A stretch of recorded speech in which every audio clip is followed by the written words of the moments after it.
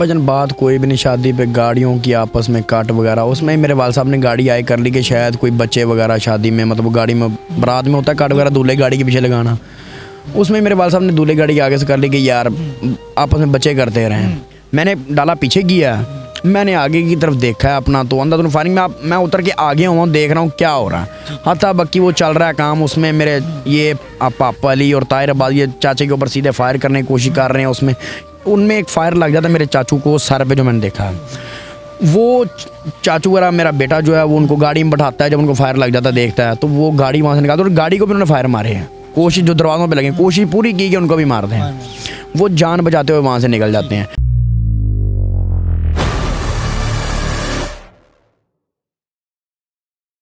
अस्सलाम वालेकुम नाज़रीन, आलम शाही से आपका मेज़बान शाहज़ेब आलम। उम्मीद करता हूँ आप सारे खैरियत से होंगे। इस वक्त मैं हाजी गुड्डू नवाज़ साहब के डेरे पे मौजूद हूँ और इस वक्त उनके बड़े साहबजादे हसन मेरे साथ मौजूद हैं। उनसे बात करते हैं क्योंकि बहुत ज़्यादा अफसोसनाक जो है वाक़या रोनुमा हुआ। सरेआम जो है लाहौर की सड़कों पर जो है मरीम नवाज़ साहिबा ने कहा था कि लाहौर से हम क्राइम और जराइम जो है ख़त्म कर रहे हैं, लेकिन परसों जब हम देखते हैं सरेआम लाहौर की सड़कों पे शादी से आता हुआ एक नौजवान जो है कत्ल कर दिया जाता है। उनके इस वक्त बड़े भाई मेरे साथ मौजूद है। तो हसन भाई बहुत ज़्यादा सबसे पहले अफसोस हुआ। हाँ जी भाईजान, शुक्रिया आपका। हसन भाई हुआ क्या था? शादी पे जा रहे थे, फिर शादी से आते हुए सारे मामला हो गए। भजन बात कोई भी नहीं, शादी पे गाड़ियों की आपस में कट वगैरह, उसमें ही मेरे वाल साहब ने गाड़ी आए कर ली कि शायद कोई बच्चे वगैरह शादी में, मतलब गाड़ी में बारात में होता है कट वगैरह दूल्हे गाड़ी के पीछे लगाना, उसमें मेरे वाल साहब ने दूल्हे गाड़ी के आगे से कर ली कि यार आपस में बच्चे करते रहें। अब वह यहाँ से ये शादी हाल में पहुँचते हैं तो वहाँ इनको वो बंदा उतर के आता है, जी मेरा ये नाम है, तुम मैंने जानते नहीं, मैं 5 बंदे मारे हुए ने, तो मैं तो गल्लां सुनाते। मेरे वाल साहब आंदे ने यार मारे ने तो मैं की करा, मैनू की सुनाना, तुम अपने काम ना काम रखते, मैं अपने काम ना काम रखा।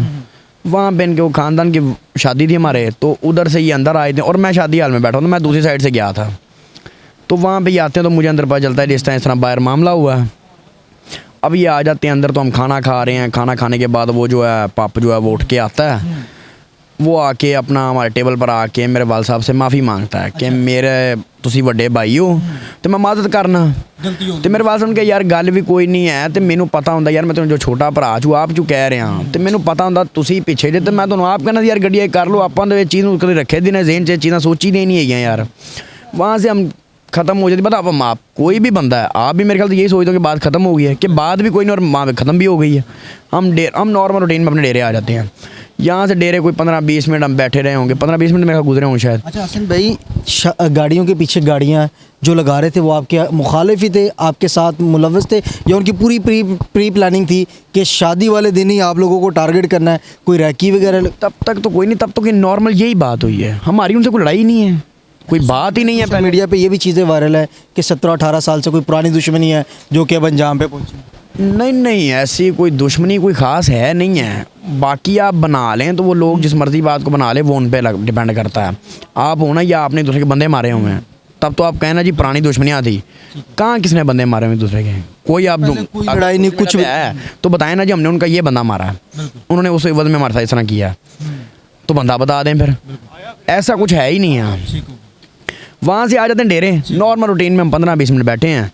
यहाँ से निकलते हैं, सबसे पहले मेरे चाचू निकलते हैं, मलिक नासिर, वो निकलते हैं साथ उनके, वो इकट्ठे ही आए थे, चाचू में बेटा जो है मेरा शहजाद, वो निकलते हैं। तो मैं, मेरे दोस्तों का फ़ोन आता है, तो वो सोसाइटी बैठे हुए थे, तो मैं सोसाइटी वापस जा रहा हूँ उधर। तो उधर को निकलते हैं तो मैं, मेरे ख्याल से 2 मिनट का मेरा फासला होगा और रास्ते में मुझे नदीम मिलता है। वो डेरे आ रहा था और मैं डेरे से जा रहा हूँ। इसी डेरे से बाहर निकल जो आता है दरमियान में, इस मकूए के दरमियान में हमारा घर है, यानी कि जहाँ उनका घर है और जहाँ ये हमारा डेरा, इसके दरमियान में वो मुझे जम पे मिलता भी है। नॉर्मल टीम में बात होती है, मैं उससे पूछ रहा हूँ किधर जा रहा है, वो कह रहा है डेरे जा रहा हूँ, तो मैं अपना वापस की तरफ जा रहा हूँ आगे, मैं उससे निकल पड़ता हूँ। तो मैं जहाँ वो मेरा डाला खड़ा भी हुआ है अभी तक, वहाँ पे मैं पहुँचा हूँ तो देखता हूँ जी अपना सामने अंधाधुंध फायरिंग कर रहे हैं, 20-25 लोग हैं, पता नहीं कितने, शायद ज़्यादा हूँ, एग्जैक्ट तो नहीं मैं गिन सकता कितने थे, लेकिन अंधाधुंध फायरिंग 15-20 लोग करते जा रहे हैं और हत्ता बकी काम हो रहा है। उसमें मैं उतर के, फायरिंग किसके ऊपर कर? चाचू जो है उनकी गाड़ी मैंने देखी ना पहले, जिस गाड़ी को रोका हुआ था उन्होंने, काली क्रूज़र थी उनकी और एक पीछे वाइट क्रूज़र थी जिसमें मेरा चाचू का बेटा था।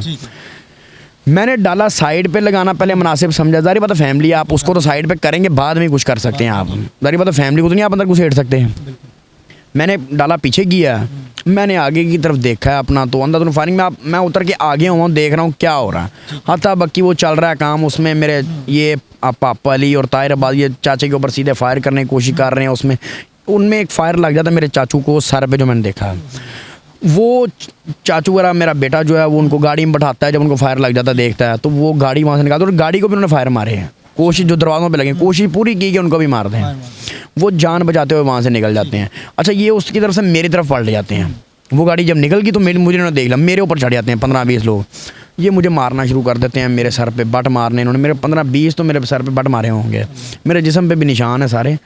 ये मारते ने सारी पता है, एक बंदा आप कितनों से लड़ सकते हो, आप किसी से नहीं लड़ सकते आप, मतलब 15-20 लोग हैं आगे, कुछ भी नहीं लड़ सकते। उसी के दौरान में चल रहा है अंदर, मुझे कह रहे हैं कि इसको अंदर ले जाओ, पता नहीं मुझे डेरे के अंदर ले जाना चाह रहे थे शायद, कि ये डेरे जाएगा, इसके पीछे इसके वालिद आएगा तो उसको मार देंगे, क्योंकि उनकी बीच में ललकारा ये था कि हाजी गुड्डू आया तो उन्हें मार देना, हाजी गुड्डू आया था मार देना।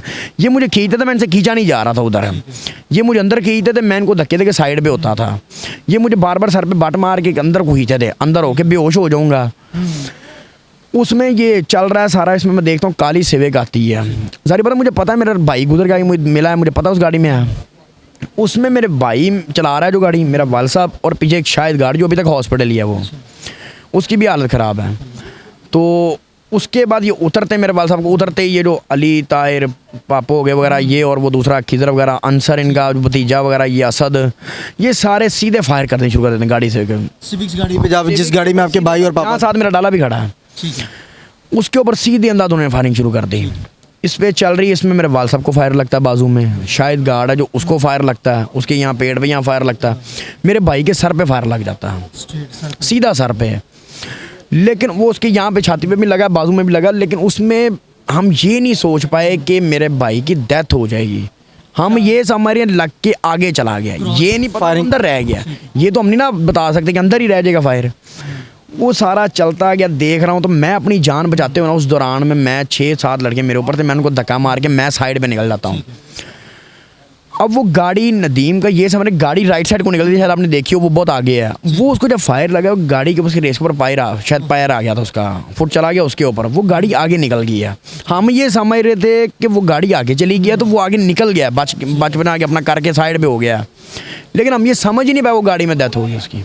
अच्छा, अब ये अंदाज़ा बिल्कुल नहीं था कि गाड़ी में डेथ हो जाएगी, आपको लगा कि नॉर्मल क्रॉस करके फायर हॉस्पिटल में जाके ट्रीटमेंट के बाद हम ये समझ रहे वहाँ से वो साइड पे हो गया है। अच्छा, हम तो ये समझते रहे हैं। अच्छा, बाद में ये भी बताया जा रहा है कि आप डेरे पे आते हैं तो पुलिस भी आती है यहाँ पे, वो पुलिस का क्या किरदार? मैं डेरे पर 15 कॉलें करता रहा, यहाँ वेट करता रहा, जब पुलिस आई है तो सीधा हमारे पे तशद्दुद।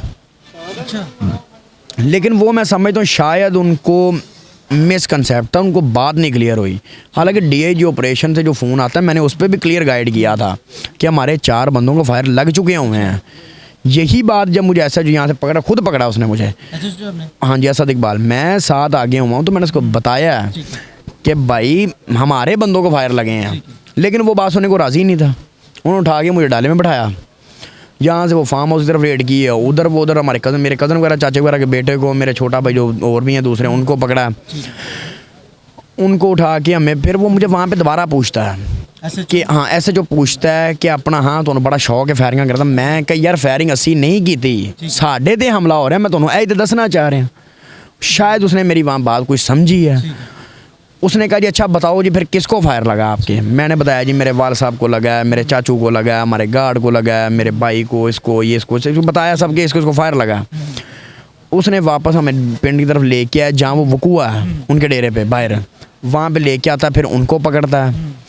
उसमें आगे मेरे भाई को पुलिस के पास वो उधर अस्पताल लेके जाने वाले भी यही हैं पुलिस वाले भाई को खुद ही नहीं पाए कि उसकी डेथ गाड़ी में इस तरह हो जाएगी, क्योंकि वो गाड़ी में तड़पता रहा, वो तो अस्पताल ले गया, हम तो ये समझ रहे हैं कि वो निकल गया वहाँ से अपनी जान बचा कर। अच्छा, उस वक्त वो गाड़ी में नदीम जो है तड़पता रहा और उधर ही गाड़ी में वो तड़पता रहा होगा, ऑब्वियसली उसको फायर लगे हैं, मैंने तो उसको देखा भी नहीं है। अच्छा, हमें तो उसने डाले में बैठाया हुआ था। अच्छा, आप शोबे से रात के तकरीबन 2 बजे जाके से मुझे थाने छोड़ा, जब इसको पता चला है कि हालत जो है बहुत क्रिटिकल हो चुकी है उसके भाई की। हुआ जो है कितने बजे हुआ था और जो है आप लोगों को कब पता चला कि भाई की डेथ हो?